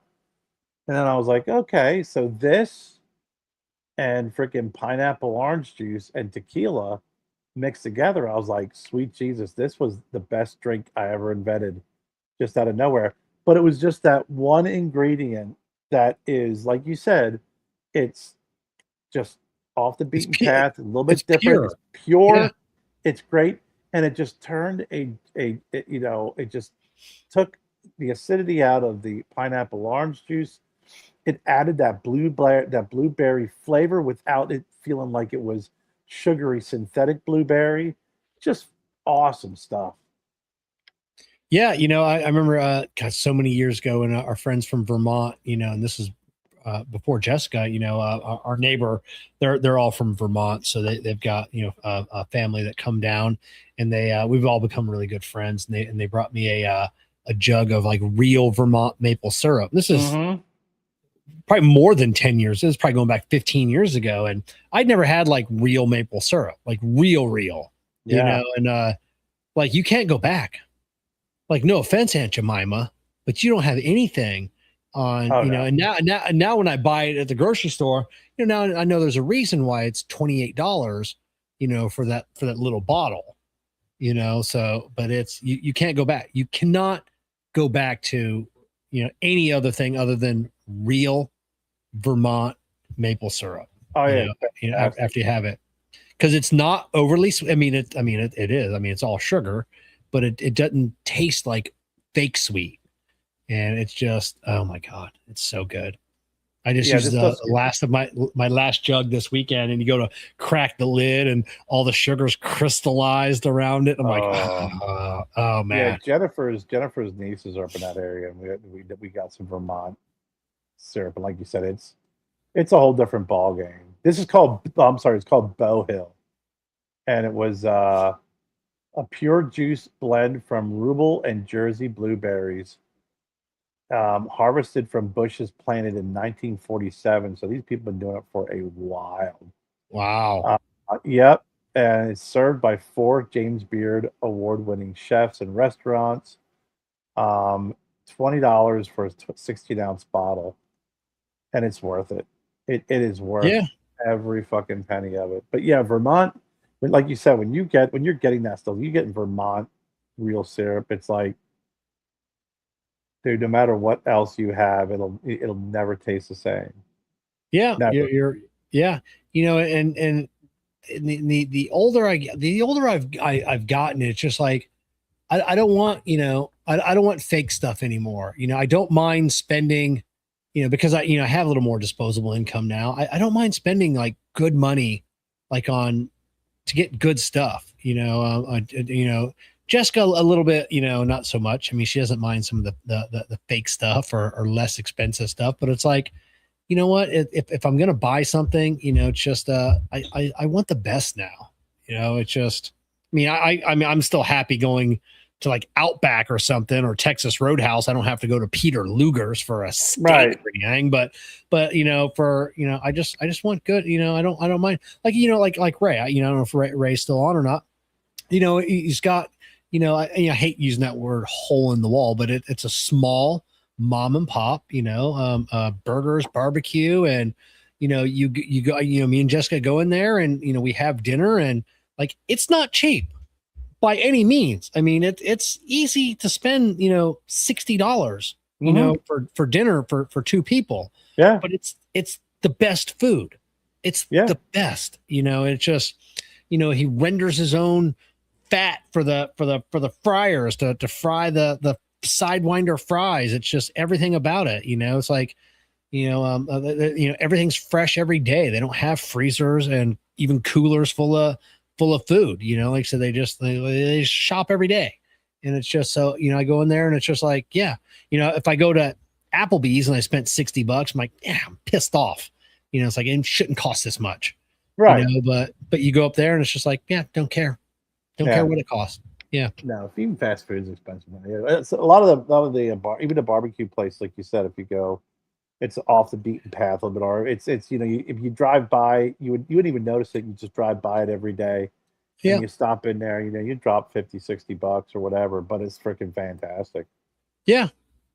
Fantastic. We picked up a few barbecue places around in our area, but just, you know, it is good food, and you don't mind paying a little bit extra for it. Yeah. You know, and then because, you know, Simpsonville's is starting to grow now. It's been growing, but, you know, we're getting everything's popping up left and right, and it's all these damn chains and stuff, and it's like, you know, I just want to see. I like seeing the originals just kind of pop up on their own. You know, the bourbon barn down the street from us, the bourbon and wine barn, that you know, they have their smoking area outside, they have their patio, and they have a nice humidor, and they have a little bar with beer section. They have their own food truck. Yeah. And Joe and I went down there, you know, when they did their reopening and they did their second grand opening with the outside patio. We had their wings. They're fantastic. Yeah. You know, if you're a good food truck like that, you know, something that is just a little bit different. You know, I don't give a shit, you know, about these you know, like you said, I don't mind. I will go to a Texas Roadhouse or a Chili's or something like that, you know, get some decent food. But, you know, I like going to smaller places, kind of off the beaten path. We have a place around here. It's a chain. There's a couple of them, but it's called Another Broken Egg. Yeah, I ate there once when I saw you guys, because we're outside the hotel that I stayed at. Great food. You Yeah. know, great, real solid food. You know, good service, good food. Yeah, I had good biscuits and gravy there. Yeah. And, I asked the waitress, you know, and it's like, how are the biscuits and gravy? She goes, oh, it's the best. You know, the gravy's the best. And I want to be like, everyone's gravy is the best. It's sausage, flour, and milk. That's it. What kind of sausage are you using? That is the key is the good sausage, but it's like hold your tits, lady. Yeah, hold your tits, lady. It's same 3 ingredients everybody's using. Not everybody can have the best sausage gravy. A little bit of pepper in there. Oh my god! Pepper. They have really good food. And Gary, a lot of people can make their own brisket. I don't want to spend that much time. I just want to go up to Ray's and I want to get a little portion of brisket. I don't want to have to eat brisket every day for like 7 days going to work. Anybody want some brisket? I've got 9 pounds left. Exactly. Because Jen will do that. She's like, I'm like right now. She made this. What did you make, Jennifer? I think a prime steak or something. Prime rib. It'd be like Christmas story. There's brisket chili, brisket gravy, brisket and eggs. Well, she makes this, and it's fantastic. It's like the first day you eat it, you're like, this is awesome. The next day, I'm like, okay, I'm gonna make prime rib hash. Screw the corned beef, right? Prime rib. I chop it up nice and fine with the potatoes and fry it up. I'm like, good. I'm like, oh man, I'm gonna throw it in the pan and sear it, and then you're like, okay. I'm kind of sick of this now, but I still have about 3 pounds in the refrigerator. And then it's like, hey, you know what? I'm going to cut some of this up and put it in dog food because Krim could probably use some. Now the fucking dog is eating freaking high end. Now the dog's eating prime rib. And I'm like, and then by the end of the freaking time, now the freaking furry freaking creatures of Tilden Woods now get to enjoy about 1.5 pounds or 2 pounds of very expensive. And Jennifer, she does the whole thing where she puts the heat in the oven, cooks it, and then turns off the heat and lets it sit for like 5 hours or something crazy like that. Just great stuff. But like you said, if I want brisket, I want to go somewhere and go, I want brisket. And then someone will be like, for just $10 more, you can get like a whole brisket instead of that serving. And you're like, yeah, for $10 more, I'll have brisket until I'll never want to eat brisket for like 3 months. I still like my brisket moments. It's the same when I make chili, like every night, it's like after day 3, it's like, just throw the rest of it out. Just, I'm fine. I'm fine. Yeah. This isn't 1978 where my mom would make freaking spaghetti sauce because we didn't have a lot of money. It was like, okay, we're eating spaghetti for the week. Yeah. And that's what you freaking ate. Now it's like Jennifer, like you said, she makes great chili. After day 3, I'm like, listen, I'm chilied out. I'd rather eat a freaking peanut butter and jelly sandwich for lunch than eat another bowl of chili. Yeah. Oh, yeah. Because then you start getting creative. It's like, okay, a bowl of chili. Now what I'm going to do is I'm going to take some chili. I'm going to put them over some chips, and then some guacamole and some sour cream. That's going to be this is how I'm going to fool myself that this isn't really chili. I'll do a Western omelet with a little chili on it. Put some chili on top of it. Like chili and cheese, and then I'll have some nachos with some chili and cheese for lunch, and then then maybe I'll throw the chili over a bowl of spaghetti or macaroni noodles for dinner, and it's just like tricking your body into to thinking it. Gary, we make it and freeze it. Yeah, you know what, Gary, we would freeze it too, but there's one problem. Our freezer is filled with like 50 bags of broccoli and corn and whatever freaking vegetables Jennifer buys, and then forgets that we have it in the freezer and then buys it again.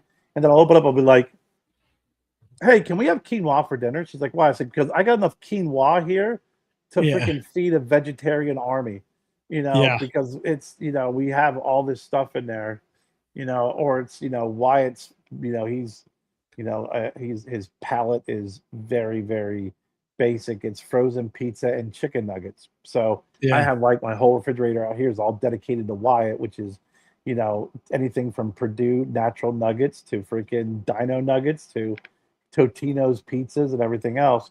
But other than that, I got to be Purdue on the nuggets. No Dino, none of that fake process. But then again, like I said, Totino's though. You give me a Totino's. I mean, I'll take a Totino's over any pizza out there. Any pizza. That cracker crust like they use. Oh my God. It's amazing. Fold it in half and just eat it like a taco. Whole that thing. And Wyatt eats, and I've actually had a pizza with good. It's called Jack's Pizza. It's really thin. Yeah. you do these little individual pizzas. Yeah. I literally, I'll turn on the freaking the air fryer, you know, like 400. I'll put it on 10 minutes, and I'll turn it on, and I'll put it in and keep it in while it's heating. Probably Yeah, like 7 minutes later, it's done. Jessica got me on my egg rolls, or not egg roll, pizza rolls. Cook up the pizza rolls. Once they're done, put them in a bowl, a stainless bowl with some melted butter and some red chili pepper flakes, and you toss them, and then put them back in the air fryer for just a couple of minutes. Oh my god, Wow, so good! Just made my freaking left artery clog up. Yeah. Oh my god. So make sure you get on KMA for freezer junk foods. Is that would make a good one. I'd like to, you know, I can't wait to hear what their next tale of the tape is. So, but yeah, Hey, we talked about this before. We talked about how much we love it. Have you gone to McDonald's and tried their fried pie? I have not. I don't know how long it's going to be around for. Yeah, I don't know. Just I wasn't a fan of it back in the day. It was okay. Oh, you weren't? Oh, yeah. I mean, it was okay. You know. I would, you know, if I was going there, I would, you know, would you like a hot apple pie with that? God damn it, you know, I want a hot apple pie with that. You know, just add that to my bill. So but not that freaking. That is the next one. Oh, freezer junk foods. Oh, yeah. God, we'll sell it that. Yeah. Kidding me?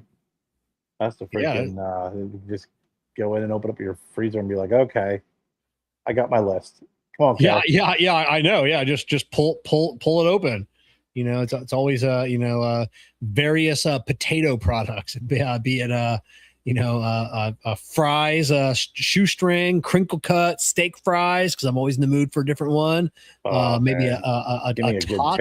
Give me a tater tot over anything. I'm tater tot over anything. Me too. So. Me too. I used to love curly fries and stuff like that. But I'll tell you what, man. Give me a good deep fried tot that's crispy. Yeah.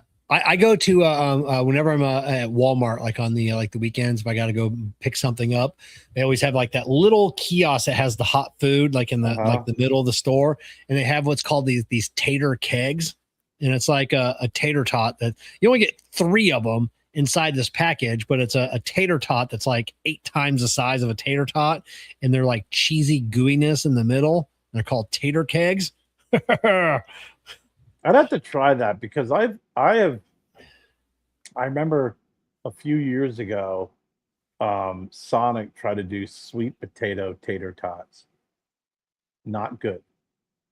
Yeah, I mean, I've never had a sweet potato. Yeah, I had a sweet potato fry once about 10 years ago. I didn't like that fry. I like sweet potatoes, and I do like a good sweet potato fry, but sweet potato tater tot was bad.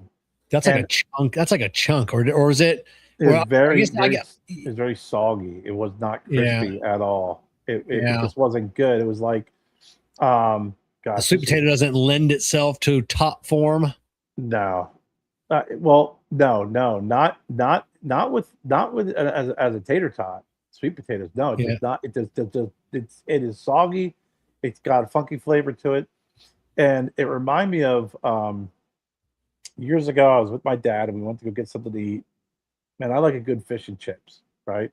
Yeah. And they had fish and chips made with salmon, and I love salmon, right?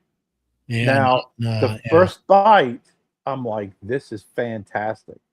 After the third bite, I'm like, this is fucking disgusting. Because salmon is already an oily fish and is very rich in flavor. That with the batter, with the oil, it was just, if you would have cut me, I probably would have started bleeding freaking oil. Yeah. It was just too greasy, too oily. You got to have a good white fish for fish and chips. So there are some things that sound really good till you actually try it, like a sweet potato tater tot or fish and chips made with salmon. Yeah, but I like small potato tots. I like normal tater tots. I'd have to give the bigger ones a try because I like the bite size, small. Ketchup them I don't want the funky cheeses, the chilies. I don't want loaded tater tots. I I want want them loaded. Yeah. I want tater tots and ketchup. I love, and I do like a good jalapeno popper, but the only thing a jalapeno popper is they're always too big and you can't eat them in, like I said, so you take a bite and you pull the whole jalapeno out, so then you're left with like all the coating and for your second bite, it's because it's hard to bite them in half because that cheese explodes in your mouth like fucking lava. It's like, it melts your mouth. Onion rings. I love onion rings. They don't love me. And Jennifer last night realized again that what happens when you buy the generic Gas X, it does not go over well. But I like a good onion ring. But again, I have to really like over the years. It's like those purple onions at Subway. That just you might as well just stab me in the stomach. And mozzarella sticks. Wyatt, freaking, that's his other food group. That's his pyramid. Is pizza, chicken nuggets, and mozzarella sticks. Jessica's a mozzarella stick. I'll eat them, but I eat one. She always like, hey, you split these with me? I go, I'll eat one like I normally do. You know what I do? I let mine cool down so it's not as gooey. Yeah, it got to be hot and gooey, but and then onion rings, and if they're fresh onion rings, same thing. You got to like put it in your mouth, and you got to like. And you got to sever that onion, or you pull out the entire onion, and then now you've got crumbles in your hand. Yep. You have to bite down like you're a fucking pit bull in a freaking pen fighting for your life. You have to. You have to, and that's why I like the shitty frozen onion rings that, it's like they're making them with like onion paste or something. Cause then you can eat them normally, but I remember my buddy Butch, my tattoo artist, hated onions, everything onion. You couldn't have a meal with onions next to him. He's like, you're gonna have to go sit somewhere else, if we're eating, but Funyuns, he'd tear up bag after bag of Funyun though. Loved him some Funyuns, hated onions out. That makes no sense whatsoever. Yeah, fried pickles are good too, Gary. Fried pickles, fried okra, but fried pickle. Fried okra. Yeah, okra's good. Yeah, but a fried pickle. Do you prefer the pickle chip fried or the spear? I either or. I mean, I could take it. I don't have one preference over the other. One over the other. I think I prefer the spear because usually when they're doing the chips. Like they're never like they come to your table and like you pick one up and you pick up 6 chips because they're all together. It's just like a clump, and now you got trying to dunk this clump and then eat it like an apple. I think there's a common theme here though, and I've heard this.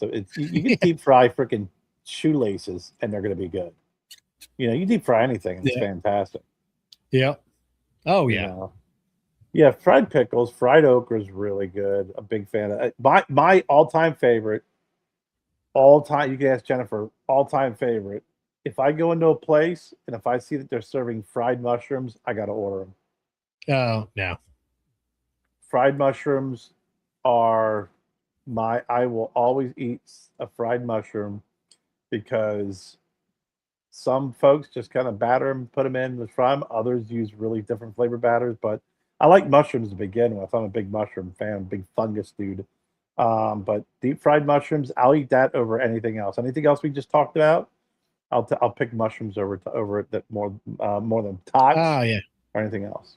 No, I've said it before. I said it was Jessica and the kids lived here for 5 years, and before I allowed a mushroom in the house, and they couldn't even be in the house. Didn't want them in the fridge. Didn't want them. And I used to be a chef. I used to cook a ton of mushrooms, and I hated touching them. I hated cooking them. And I used to make a really good mushroom marsala sauce. I mean, I assumed it was good. Everybody raved about it, but I didn't know because I couldn't I couldn't taste it because it had mushrooms in it. So I just made it. I love mushrooms. No matter what, Jennifer when she made her prime rib the other night, she threw in a bunch of mushrooms with them, and she puts them in a bowl for me. And I'll just freaking eat them. Gary, I'm the same way. I was off of okra for 20 years. A little slimy if it's not done right. couldn't eat it. And then Jessica loved okra, and we went somewhere, and I forget where it was at, and she got fried okra, and I'm like, oh, that actually looks really good. And I tried it, and oh, fantastic! I fell in love with it. It can be a little too slimy if it's not done right. Okra, it could be very slimy. Oreos, fried Oreos. I've had fried Oreos. That wasn't really impressive. Just it actually was a little too greasy for me. I think we were at the state fair. You walk up and they have everything from fried Oreos, fried Twinkies, fried everything. When I tried a fried Oreo, I had to. Wasn't bad. Yeah, it was okay. I mean, the best fried food is the classic, the corn dog. Like, there's no fried food better than the classic corn dog. Corn dog, corn dog is fantastic. Gary, I see. I don't know why everybody's down on mushrooms, man. Mushrooms are just awesome. Yeah, no, I'm with Liz. I've never tried a mushroom in my life. But I don't know, just something about them, about that little furry under thing under the cap, and I don't know. We got to get you to try a mushroom. No, not going to happen. Not even deep fried? No, not going to happen. Disgusting. Is it the furry thing? The gills? It's the name, mushroom. It's a fungus. It's a fungus. Name? Yeah, the name. They grow in poop. It's just everything grows in poop. Yeah, not directly on top of a pile of poop. Anything that can survive that can't be good for you. Of course it is, man. So I say you're like mushrooms. You keep me in the dark and they just freaking shovel shit on you. I'm telling you, I bet you Jennifer can make something with mushrooms that you would love. Yeah, I don't even want to try it. I mean, I'm not even willing to try it. Like, I don't care what, it's just no. I'm not even willing to try it. Not even willing. I'm 50. I'm almost 50. Yeah. It's too late. It's too late in life to try to like new stuff. I'll eat canned mushrooms, and I can tell when I go to a pizza place, when you order mushrooms on the pizza, I can tell fresh over canned. Yeah. And and then smoked bacon. I'm baconed out. I'm not. I don't. Jessica, she cooks with bacon with everything. Everything has bacon in it.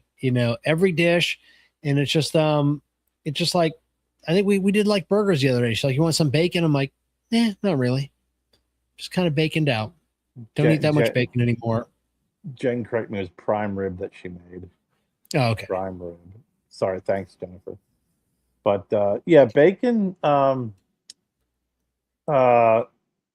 I like bacon, but I think I'm like you. The other thing too, I used to eat. I liked a lot of them, kind of over it. But Wyatt loves to eat is Taylor ham. I'm Taylor ham down. Yeah. Pork roll.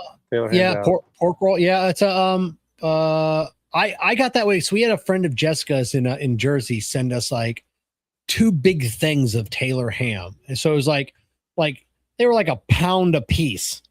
Like after like 2 weeks, I was fucking Taylor hammed out. Oh yeah. And, but I did. I think the final thing I did with it was I made ham salad. Cubed it up really fine and did a Taylor ham. Now I really liked that. Versus a traditional ham salad, because Jessica likes chicken salad. I'm more of a ham salad or egg salad, but that Taylor ham salad, that was actually really good. It's like that saltiness. Yeah. I can see that. I can see that. I'm you know what? I like all the different salads. I love chicken salad, I love tuna salad, but ham salad is underrated. Yeah. I'm a fan of ham salad. My mom used to make ham salad like after Easter or whatever with leftover ham. Yeah. Yeah. Oh, yeah. Like an Easter ham. Oh, yeah. That's man. With the sweet, like the a little bit of sweetness, like a little sugary from the syrup on that. Yeah. Man. Yeah. Oh yeah. So I like a good ham salad. Yeah, for sure. And when we go up to our local we have like 2 New York style bagel places around us, and both of them have. This weekend I did get a steak because we tried a new place, the steak, egg, and cheese. But I always get Taylor ham, Taylor ham, egg, and cheese. That's my fave, my go-to. Yeah, I'll take that. I mean, honestly, I mean, I'm kind of so Taylor hammed out where Jen will make a sandwich and stuff. I'm like, you know what, man, I actually get recently. I went into our cold cuts, and we got boar's head. I'll just get the tavern ham, and I'll just put that Yeah. on top of it, because I'm kind of like the whole Taylor hammed out. I mean, I just am. I'm over it. Oh yeah, and then potato salad and coleslaw.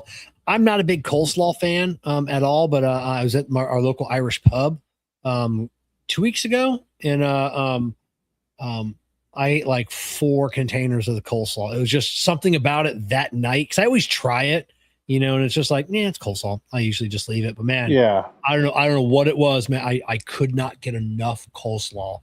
It was that was the most I'd eaten in my life. Really? Was that night, and then potato salad. It's got to be like, I make a good potato salad because I cube the potatoes and then I bake them until they're like, till they're like little baked cubes, and then I make potato salad with it, so it's like a little crunchy, a little crispy. Like crispy. I like that style of potato salad versus the regular style, but I'm a macaroni salad guy. I like macaroni salad. Yeah, I prefer potato salad over macaroni salad. Like coleslaw is one of those things where if you it is when I eat coleslaw, it's either really good or it's not good. There is no in between. There's no it's like it's either fucking fantastic or it's like that coleslaw sucks. Yeah, it's like at the Celtic Ray. It's just like, it's either like it's just coleslaw. It's like, just coleslaw, and it's like, I don't want it. Yeah. But like when it's good, like the other a couple weeks ago, it was just keep bringing it. When it's good, it's good. I even used to like the little freaking plastic containers of like the finely chopped, like processed coleslaw because that had good flavor to it. I'll eat that over some of the freaking fancier coleslaws. Coleslaw is either good or bad. Potato salad, again, it's like even average potato salad can be fixed with salt and pepper. That's exactly. And unless you're one of those assholes that put raisins in it. No, that's too white girlish. You're baking the potato pieces are almost along you're getting more Caucasian with that procedure. But it sounds interesting because I wouldn't mind trying that to have a little bit of crunch to my potato salad. But raisins, no. And then people that put celery chunks in like tuna salad or egg salad or chicken salad, and I bite into it and I bite a chunk of celery. My mom would put celery in her. My mom made the best potato salad. She put celery in it, but she diced it like fine. No. So in a perfect. But like you said, in a potato salad or I celery, if it's fine, like the slivers, that's fine.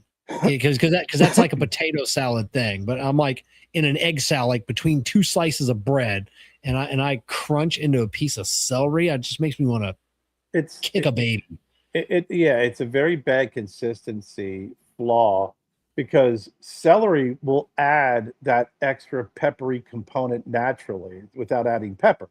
So if you chop it up, if you ever had like celery salt or even eat some celery, it has a little bit of a peppery flavor to it, that little peppery tinge to it. So that's what's really nice about it. I do like a good macaroni salad, and pasta salad too is another one. For me, oh yeah, it's either really good or it's just lazily done. It's just freaking. All you did was just boiled some pasta, you threw some oil and vinegar in it, and whatever. It was done. A good pasta salad can really pop. Jennifer, actually, believe it or not, this is what's funny. Recently, she got me. I'll get cans and containers, little packets of tuna, and I'll have that for lunch. Just for my lunch, I'll eat it right out of the can. So she got these little metal bowl container, whatever, and it was tuna fish and quinoa. fantastic. And then there was tuna fish and pasta salad. It was really good. Yeah, you gotta mix it up. You gotta Yeah. mix it up, but I'll tell you what, that little container is like 250 calories, 220 calories, whatever it was. A lot of protein in it, both especially quinoa, freaking filling, fantastic. Yeah. Kalamazoo is celery city. Did not know that. We grow a lot of celery up in Sarasota. They have the celery fields up there. But yeah, celery? Raisins and broccoli salad. I haven't had a broccoli salad in probably 10 years. Yeah, because no one likes broccoli salad. You know, I've had it, like you said, when I'll see it and I'll be like, hey, you got broccoli salad. There's a reason why I don't eat broccoli salad. Yeah, and like, oh, that's right. This sucks. Why. Yeah, that's it's right. Like, oh, so they soak broccoli in milk and add a little bit of sugar. Oh, that's just not. Yeah, it's like they're always trying to make cauliflower into different things. Hey, you want some cauliflower nuggets instead of chicken nuggets? No. You know, I make a cauliflower like instead of mashed potatoes, I used I've had that. Good. Yeah, I do like that. I've had my mom has made it. It's the texture is a little weird for me, you know, but I'll eat it. She throws some cheese in there, and it's not bad, but it's just like, were they out of potatoes? You know, it's you know, you're vegetarian and you're substituting a starch, which, you know, it didn't have parents. That potato didn't have parents. You can still eat it.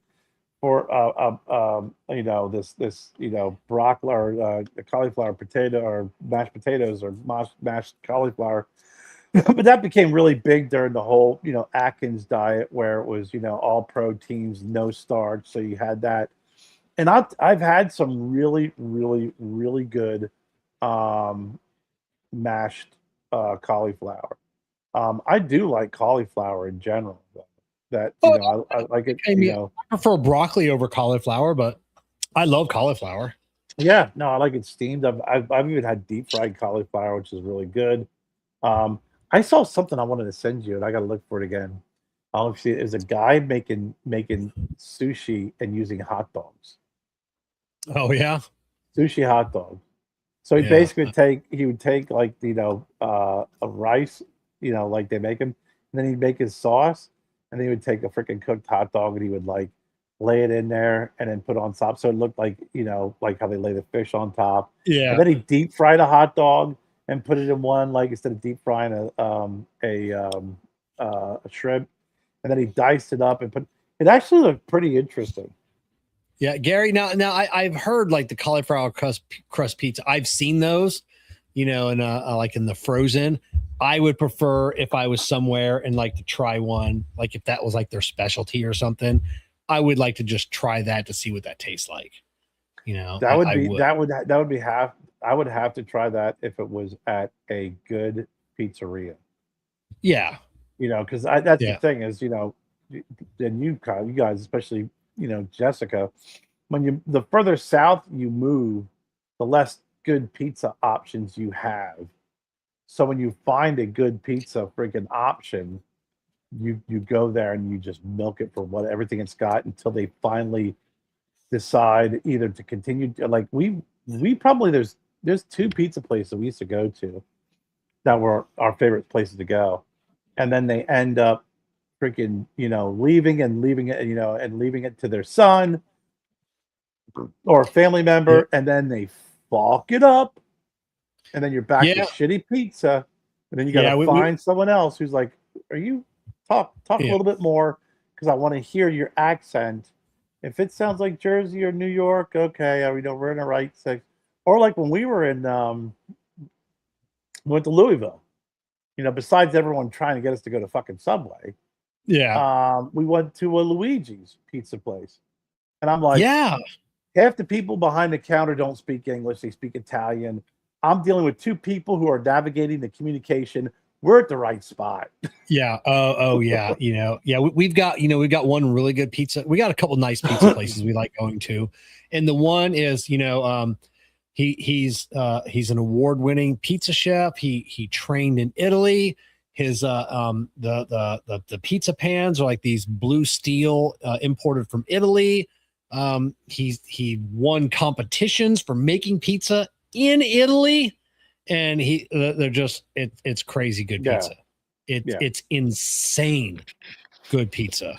So yeah, but the service kind of sucks. So we don't go, it's a 45-minute drive, and it's just like, do we really want shit service even though the fucking food is so good? I know. We had some bad experiences at the Slice. It's down in Simpsonville, and it was always producing good pizza. And in the last couple of times we went, just sucked. And we're like, fuck. That place is right down the street from us. We used to go to, and they had this chicken Caesar salad, and they had these big homemade freaking croutons that were fantastic. Yeah. And then those big homemade croutons start turning into small homemade croutons. And then it was just like, you know what, man, it's you're downsizing yourself out of business. But Jennifer goes to someplace now, I can't think of the name of it. But what she'll do is she'll get they have a Pinky Tuscadero pizza, and it's made with this pink vodka sauce. And then you can get that on the side. So we'll get that on the side, then make pasta for a night or two and eat off of it after eating pizza, and it's fantastic. Great pizza, folds great drip, great freaking, you get the right pizza, it's got the right slope, when you freaking pull it out. But it's once you find a good pizza place, man, you got to stick with it, because it's it does get tougher as the further south you move. You go up north, you swing a dead cat around and freaking hit a couple good pizza places. Yeah. I forget the pizza that I'm hooked on at Bella Napoli. The guy, like I said, that award-winning guy, and that's what he's known for. Because he created his own, and it's what is the name of that style of pizza that that he has? Let's see. I'm on their website now. It's like a Roman style Roman pizza. So really good. He does. He started getting in. He slacked off. He was starting to get into doing a lot of TikToks on how he shows people how he makes his the different doughs for all his various pizzas and breads, and he does like the 96-hour fermentation for the Roman versus like the 48-hour fermentation for this pizza, and and it's just I learned a lot about dough. So what's funny is we were talking, this was actually one of the pizza places that we used to go to that then went downhill, but they were talking about the pizza's not that good tonight. They're like, oh well, such and such isn't back there. The other guy is. They're like, what? They're like, oh no, he really, you learn why they need the dough and what they're doing, and the actual chemical reaction that's occurring, eliminating air bubbles, doing the whole 9 yards. And if you have someone who does it properly, like you said, not only fermenting the dough, but also what happens once you're kneading it and you're spreading it out for the pizza, you get someone who knows what they're doing. That's where you get really good crust. If you got someone who's clueless, that's where you get inconsistencies and shit. That's it. All right. Well, and then don't tell don't diss Marcos if the pausers are listening. Yeah, they're from Alaska. They don't have any good food at all. Like they're not, yeah.